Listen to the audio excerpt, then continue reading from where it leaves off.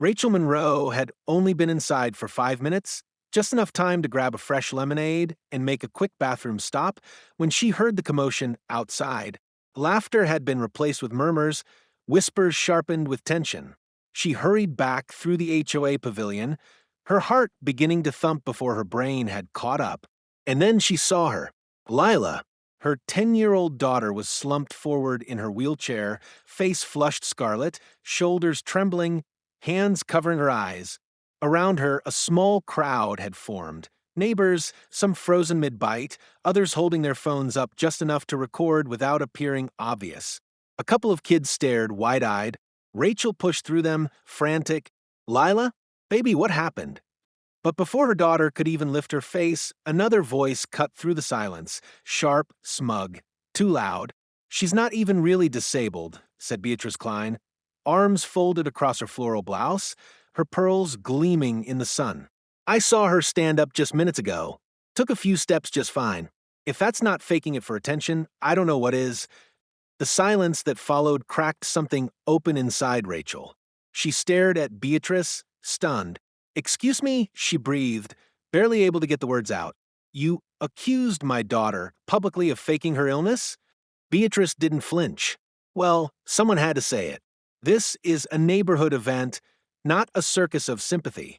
You people waltz in here expecting special treatment, and when someone asks questions, suddenly they're the villain. Rachel turned to her daughter, who finally looked up. Lila's cheeks were wet, her lip trembling. She clutched her sketch pad to her chest like it was armor. Mom, she whispered, her voice raw. I swear I wasn't faking. I just stood to reach the watermelon. I didn't want to fall. I didn't know people were looking. Her voice cracked into sobs, and the sketch pad fell into her lap. Rachel dropped to her knees, wrapping her arms around her daughter as flashbulbs from camera phones clicked nearby. Someone in the crowd muttered, "This is disgusting." Another said, "Who does that to a child?" Beatrice scoffed, "I'm not the one parading a kid in a wheelchair for sympathy points." That did it. Rachel stood up slowly, trembling with fury. You just humiliated a 10-year-old girl with a chronic illness in front of an entire community, and now you want to pretend it's about questions. Beatrice shrugged, as if that was explanation enough. Rachel turned to the gawking crowd, scanning their faces. Some looked horrified. Some looked guilty. Too many looked silent. But somewhere in the back, someone lifted a phone, red light blinking. This had been recorded, all of it, and as Rachel bent back down beside her daughter, holding her while Lila cried into her shoulder, she realized two things. First, this neighborhood had just revealed its ugliest truth. And second, she wasn't going to stay quiet this time. People think disability always looks a certain way, like a cast, a limp, or a wheelchair used full time. They don't understand what it means when the body betrays you in silence. My daughter, Lila, was 8 the first time she collapsed in the school hallway. It wasn't dramatic. She didn't scream. She just went pale, staggered like the ground moved under her and dropped. The nurse called me, panic in her voice, and when I got there, Lila was sitting on the cot, her face flushed, hands cold and clammy, eyes wide with confusion. She couldn't explain what had happened. Neither could anyone else. That was the beginning of a long and frustrating journey. The ER visit turned into weeks of doctor appointments. They ran every test, blood work, EKGs, brain scans.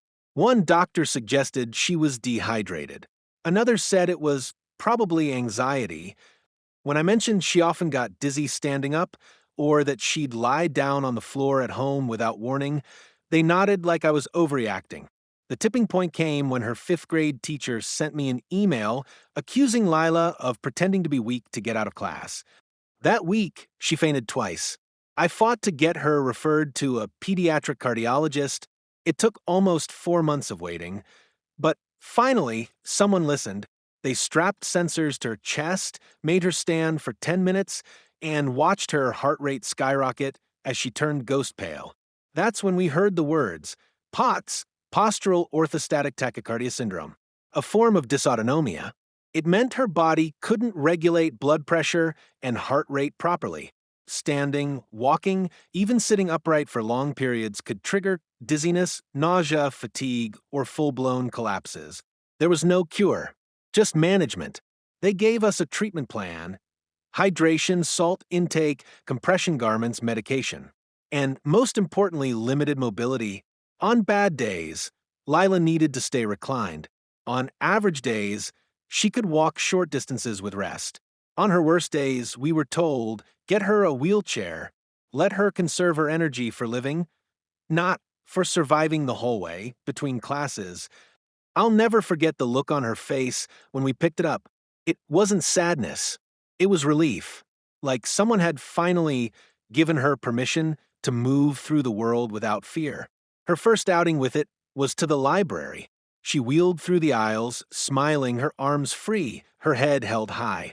It was the first time in months she didn't cling to the wall. But freedom came with a price. The stairs started right away. She's too young for that, people muttered. Why is she getting pushed if she can walk? And worse, when she'd stand up to reach something on a shelf or walk the few feet to a bench, the looks, as if she'd just ripped off a disguise. Strangers assumed fraud. Kids whispered. Some adults confronted us outright. One store clerk once said, it's a felony to fake disability benefits. I wanted to scream. I told myself it didn't matter what they thought. That, as long as Lila was safe, comfortable, and seen by me, we were okay. But I could see what it did to her. The way she hesitated before standing. The way she apologized for walking short distances. The way she started calling herself lazy when she couldn't keep up with other kids. The world told her again and again, you don't look disabled, so you must be lying.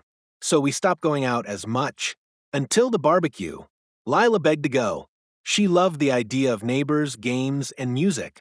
She even wore the sparkly dress she'd saved for a special day. I packed her meds, her chair, and her water bottle. I reminded her to stay in the shade. I thought, maybe this time no one would say anything. Maybe today could just be a day. But Beatrice Klein had other plans. She didn't see my daughter's resilience. She didn't see the quiet strength it takes to live with an invisible illness. She saw a target. And in that moment, in front of everyone, she tore away Lila's dignity, not with facts, but with suspicion. And this time, I wasn't going to let it go unpunished.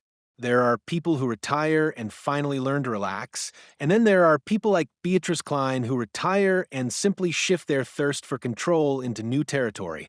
After 30 years as a middle school vice principal, Beatrice traded hall passes for HOA bylaws. She moved into Brookhaven Meadows 8 years ago with a mission to elevate standards and preserve community dignity.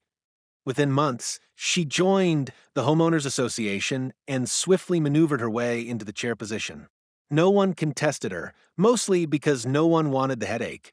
Beatrice came with color-coded policy binders, printable infraction forms, and a clipboard she carried like a badge of honor.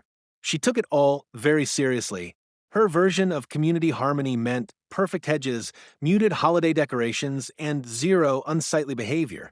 She sent weekly HOA newsletters with passive-aggressive reminders like, "Reminder, driveways are not a canvas for personal identity.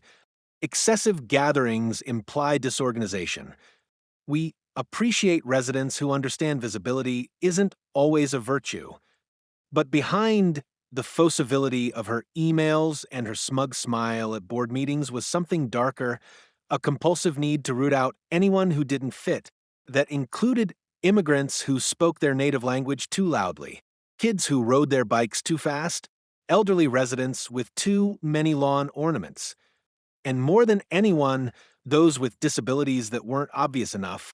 Beatrice had long been suspicious of so-called invisible conditions.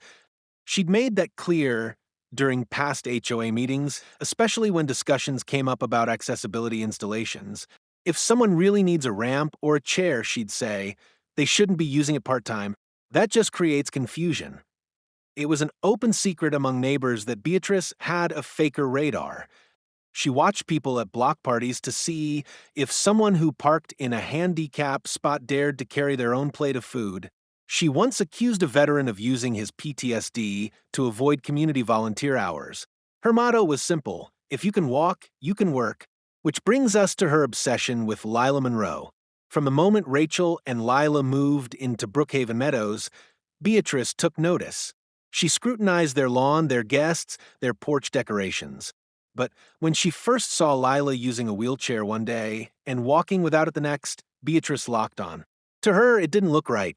She began asking loaded questions. Is it a school project? Does she use that thing all the time? It must be hard to know when she's really tired or just acting up, huh? Rachel brushed it off at first, tried to stay polite. She told herself Beatrice was just nosy, maybe ignorant. But then the citations started, a warning about personal medical devices stored in visible areas, a reminder that children should be supervised when performing therapeutic activities outside. One note even referred to Lila as your daughter who sometimes uses equipment. And when the summer barbecue came around, Beatrice made her move. She watched Lila the entire afternoon like a hawk, saw her laugh with another child, saw her stand up for a moment to adjust her skirt, saw her smile, and Beatrice couldn't stand it. Because to her, power meant enforcing the rules, even ones she invented, and nothing rattled Beatrice more than a girl who didn't look broken enough to be protected. So, when she took the mic and made her public accusation, it wasn't a slip of judgment. It was premeditated cruelty disguised as concern, and it was about to cost her everything. Rachel had her doubts the moment the flyer showed up on their porch. Brookhaven Meadows annual summer barbecue, all residents welcome. Bring a smile and a dish to share. The words sounded cheerful, but Rachel could already picture it. Oversized sunglasses, passive-aggressive small talk, and, of course, Beatrice. But before she could crumple the invite, Lila walked in, clutching her sketch pad, and asked, "Do you think we could go this year? Just for a little while?" It stopped Rachel cold. Lila hadn't asked to go to anything in months. Not after the incident at school. Not after the wheelchair stairs. Rachel took a slow breath and smiled. "Yeah, sweetheart, I think we can." She decided right then. They'd go. Not for the HOA. For Lila. On Saturday, the sun beamed down gently, not too hot, not too windy. Lila wore her favorite lavender sundress and had woven a purple ribbon into her braid. Her wheelchair had been cleaned and oiled the night before, and she tucked Poppy, the plush rabbit, into the side pocket like a silent companion. As a precaution, Rachel packed her salt tabs, water bottle, and a folding fan. She also reminded Lila of their plan. Stay in the shade, hydrate every 20 minutes, and signal if she felt lightheaded. Lila nodded seriously, her fingers gripping her sketch pad like a lifeline. The barbecue was held in the community green space. White folding tables set up under string lights, grill smoke wafting through the air, children running barefoot over the lawn. The DJ played Old Motown, and the HOA had set up a photo booth and a potluck line. Lila wheeled beside Rachel, who held a pasta salad in one hand and her daughter's shoulder with the other. They found a shaded table and tucked in beside a friendly couple and their teenage son. To Rachel's surprise, it was nice. Neighbors smiled. A boy from Lila's class, Max, came over and waved. "Hey, you drew that dragon in art class, right? That was so cool." Lila smiled shyly and nodded. She reached into her sketch pad and began a new drawing. Something abstract and swirling, with bold lines and soft shading. Rachel finally allowed herself to relax, sitting back in her chair and enjoying the breeze. But across the lawn, Beatrice was watching. She stood near the lemonade stand, arms crossed, lips pursed so tightly they disappeared into her skin. Her gaze followed Lila like a heat-seeking missile. When Lila wheeled up to the buffet table and tried to reach a paper plate, Rachel rose to help, but Lila smiled, stood up carefully, and reached for one herself. 3 seconds. That's all it was. 3 seconds upright, holding a plate. She wobbled slightly and grabbed the side of the table for support, then sat right back down. Beatrice's eyes narrowed. She turned to another board member and whispered something. The other woman looked uncomfortable and glanced away. Rachel caught it. Not the words, but the look. She felt a chill run down her spine. Her instincts prickled, but she brushed it off. No scenes, she reminded herself. Don't give them anything. But Beatrice wasn't waiting for a scene. She was crafting one. As Lila laughed at a joke Max told, Rachel saw the unthinkable. Beatrice picking up the mic from the DJ table. She tapped it once, waited for the music to lower, and cleared her throat. And in that single moment of calm before the eruption, Rachel knew. This wasn't going to be just another HOA barbecue. It was about to become a war. The microphone crackled to life, abruptly silencing the background music and drawing the attention of everyone on the lawn. Burgers paused mid-flip, children froze mid-giggle, and neighbors turned toward the HOA table, where Beatrice Klein stood, shoulders back, pearls gleaming, a practiced smile tugging at her lips. Rachel, seated beneath the canopy, felt her stomach drop. Beatrice only ever took the mic for two reasons: to scold or to grandstand. Usually both. "Hello, everyone," Beatrice began, her voice falsely sweet but laced with edge. "I just wanted to take a moment to thank you all for attending today's barbecue. It's always a joy to see our community come together peacefully, respectfully, and honestly." She let that last word hang in the air like a dagger. Rachel straightened in her seat, sensing something was wrong. Lila, sitting beside her, didn't notice. She was sketching the outline of a little girl holding balloons, her brow furrowed in concentration. Beatrice continued, now pacing slowly. "That said, I feel it's important to remind everyone that this is a shared space. And with that comes a shared responsibility to be truthful with one another, to avoid exploiting kindness." The crowd murmured. Rachel's heart was pounding now. Her hand instinctively reached for Lila's shoulder. Beatrice turned deliberately, eyes sweeping the picnic tables, and then stopped. "And I think we all know that sometimes people misuse sympathy, especially when they want attention, or when they find it convenient to appear different, even disabled." Gasps echoed across the lawn. Rachel stood up, so fast her chair fell backward. Beatrice raised her chin and pointed directly at Lila. I saw her stand up, walk even, and then return to a wheelchair. Now, I don't claim to be a doctor, but I do know manipulation when I see it. And I think our community deserves transparency. Lila froze. Her pencil slipped from her hand. Silence, heavy and suffocating, fell over the crowd. "Mom," Lila whispered, her voice so small it barely registered. "I didn't do anything wrong." Rachel rushed to her, dropping to one knee beside her chair. "You didn't, baby. You didn't. She's wrong." She looked up at Beatrice with murder in her eyes. "Enough, Beatrice," someone yelled. "Leave her alone," another voice cried from near the buffet table. But Beatrice didn't stop. "I'm just saying what others are too polite to," she snapped, her smile gone. "This isn't a stage for deception. This is a family event, and using a disability for social currency. Well, it's not just dishonest. It's disrespectful." Lila burst into tears. She buried her face in her hands as her sketchpad fluttered to the ground, pages spilling open to reveal her drawings, beautiful, careful art that now lay trampled beneath judgmental eyes. Phones were up now, recording, neighbors whispering, some backing away in discomfort, others shaking their heads in disbelief. Rachel stood slowly, trembling from head to toe. "You think humiliating a 10-year-old girl makes you brave?" she spat. "You think it's your job to diagnose children in public? Shame on you, Beatrice." "She doesn't even look sick," Beatrice snapped. One moment she's laughing, the next she's in a chair. Rachel stepped forward, her voice shaking but loud. "Invisible disability exists. POTS exists. You just can't tolerate what you don't understand. You didn't ask. You assumed. And you humiliated a child in front of her entire neighborhood." Beatrice opened her mouth to argue, but this time someone else spoke first. "Shut up, Beatrice," an older man said flatly, folding his arms. "You've gone too far." "Yeah," someone else chimed in. "She's just a kid." Rachel looked around. People were watching, yes, but not with Beatrice. With her. With Lila, her little girl, trembling in her chair, clinging to the last threads of her dignity. Rachel leaned down and gathered the sketchpad, holding it close. "We're leaving," she said, "but not because we're wrong."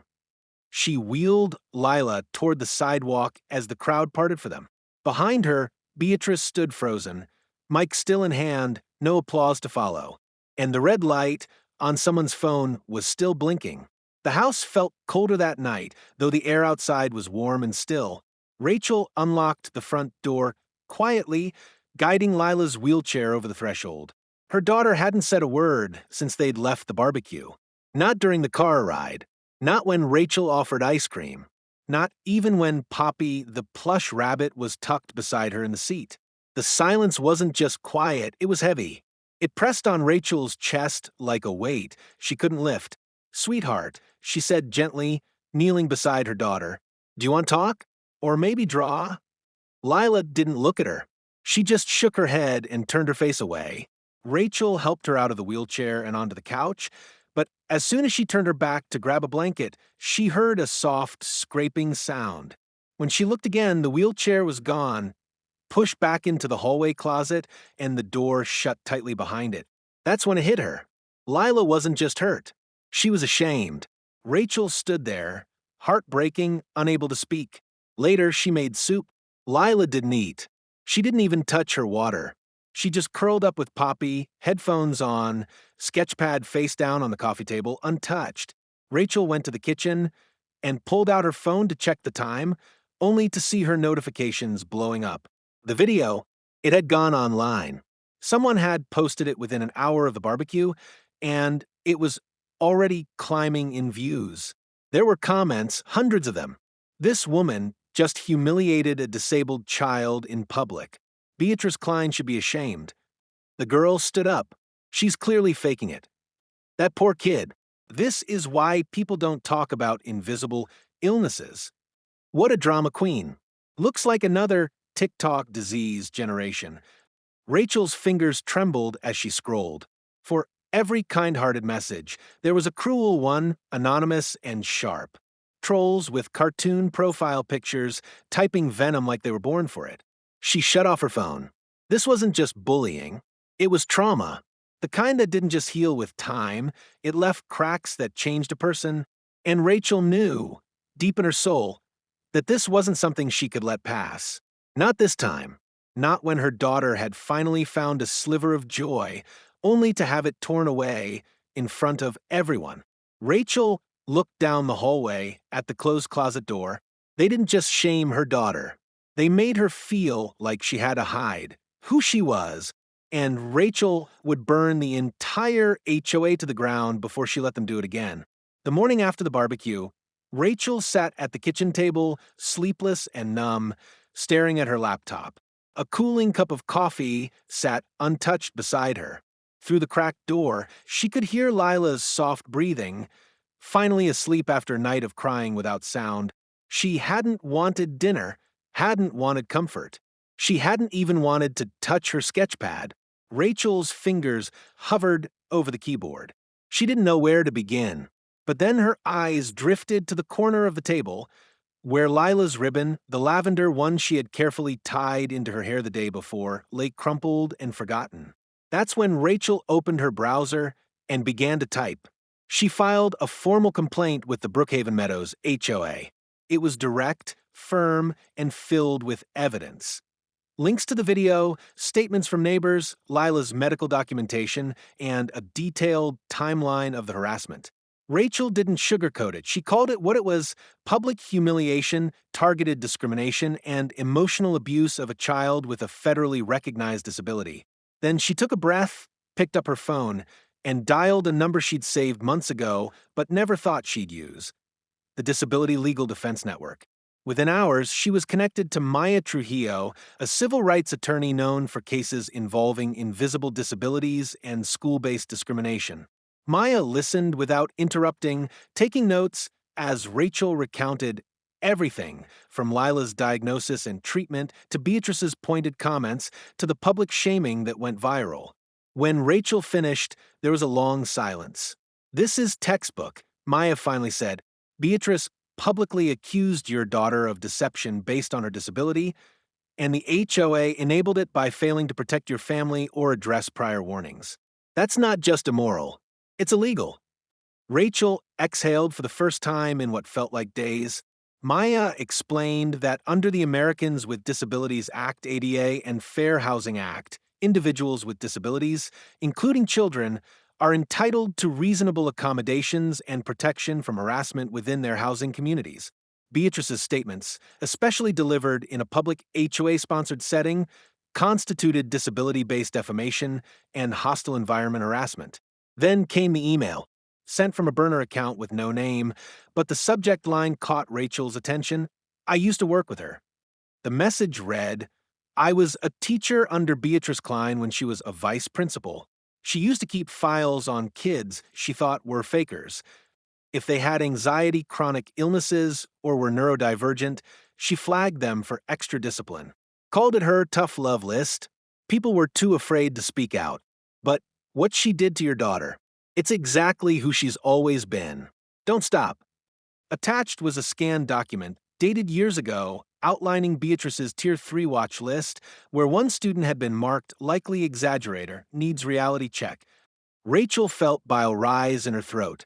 This wasn't a slip. It was a pattern. Maya moved fast.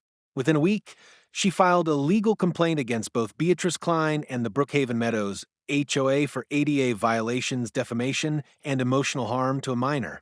Rachel also signed off on releasing the video to the media, not for fame, not for revenge, but so no one could twist the truth. She held a press conference in front of their home. It was short but powerful. My daughter has a condition you cannot see. And instead of being supported, she was accused, mocked, and humiliated by a woman in power. My fight is not just for Lila. It's for every child whose suffering is called a performance. The clip aired on local news that night. Then national. Hashtag started trending. Hashtag Justice for Lila, hashtag Invisible Not Imaginary, and hashtag HOA Accountability Now. Donations poured in for legal fees, though Rachel donated most of them to the Potts Research Foundation. Neighbors began coming forward with their own Beatrice horror stories. One man admitted his autistic nephew had been harassed for pacing too much in the driveway. Another said Beatrice fined his elderly mother for having a walker visible from the curb. Maya compiled it all into a growing civil suit. Rachel knew this wouldn't fix what had happened. It wouldn't give Lila back her innocence or erase the tears she cried into her pillow. But for the first time in weeks, her daughter looked up during dinner and whispered, "Mom, are we going to win?" Rachel reached across the table and held her hand tightly. "We already are." By the end of the week, the video of Beatrice shaming Lila had surpassed 2 million views. It wasn't just a viral clip anymore, it was a movement. People weren't just watching, they were responding. Hashtags like hashtag Justice for Lila, hashtag Invisible Disability Matters, and hashtag HOA Bullying exposed flooded platforms. Influencers, journalists, and disability activists reposted the footage alongside powerful captions. If this doesn't make you sick, you're not paying attention. What began as a neighborhood barbecue gone wrong turned into a national conversation. The Autistic Self Advocacy Network, Dysautonomia International, and even the American Civil Liberties Union publicly condemned Beatrice's actions and offered legal support to families experiencing similar treatment. Dozens of parents from across the country shared their own stories, children with epilepsy being told to stop faking, teens with chronic illness barred from school events, elderly residents scolded for mobility aids. Rachel received thousands of messages. Some were painful, others healing. One email stood out. "I've had POTS since I was 14. I stopped using my wheelchair because of the stairs. But your daughter? She's brave. I wish someone had fought for me the way you're fighting for her." But amid the wave of empathy, there was anger, and it had a target. Beatrice Klein, once smug and untouchable, now found herself at the center of a public reckoning. At first, she doubled down, releasing a statement through the HOA's legal counsel. "I acted out of genuine concern for the integrity of our community and do not believe I violated any guidelines." But that tone-deaf response only added fuel to the fire. A Change.org petition demanding her immediate removal from the HOA board racked up over 80,000 signatures in under 72 hours. Local news crews staked out her front lawn. Protesters appeared with signs that read disability is not equal to deception and resign, Beatrice. One neighbor even draped a banner from their second-story window, Lila is welcome here. Bigots aren't. Faced with overwhelming pressure and a growing internal revolt from HOA board members, Beatrice submitted her resignation just 1 week later. It was short, cold, and unapologetic. Effective immediately, I will be stepping down from my role. I regret the distractions this has caused the community. But that wasn't the end. County officials, responding to the public outcry and legal complaint, launched a formal audit into Brookhaven Meadows HOA, investigating not just Beatrice, but broader patterns of discriminatory enforcement. They uncovered multiple past incidents involving residents with disabilities, including unprocessed accommodation requests and punitive citations for accessibility features. Rachel watched the news coverage quietly, sitting on the couch beside Lila, who was drawing again. This time, a picture of a girl sitting under a tree, her wheelchair turned into a throne, sunlight pouring down through the leaves. When asked by a reporter if she felt vindicated, Rachel answered softly, "This was never about revenge. It was about protecting my daughter's right to exist without shame, without suspicion, without being put on trial for needing help." The fight wasn't over. But for the first time, they weren't fighting alone. Life after the storm didn't return to what it had been before. It became something better. The first time Lila returned to the community garden, her wheelchair rolling slowly across the gravel path, neighbors greeted her with soft smiles and gentle nods. Someone had added a plaque near the sunflowers that read, "Be kind. You don't know the battles others are fighting." Another child from the neighborhood had placed a hand-painted rock beside it, marked with a rainbow, and the words, "Lila is brave." Rachel watched from the bench, holding her coffee, her heart fuller than it had been in weeks. In the aftermath of Beatrice's resignation and the legal firestorm that followed, Brookhaven Meadows was forced to confront its broken systems.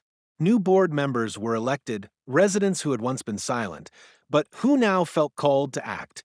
They rewrote the HOA's code of conduct with help from civil rights advisors. Mandatory disability sensitivity training was implemented, and for the first time, the community formed an accessibility and inclusion committee with Rachel nominated as its chair.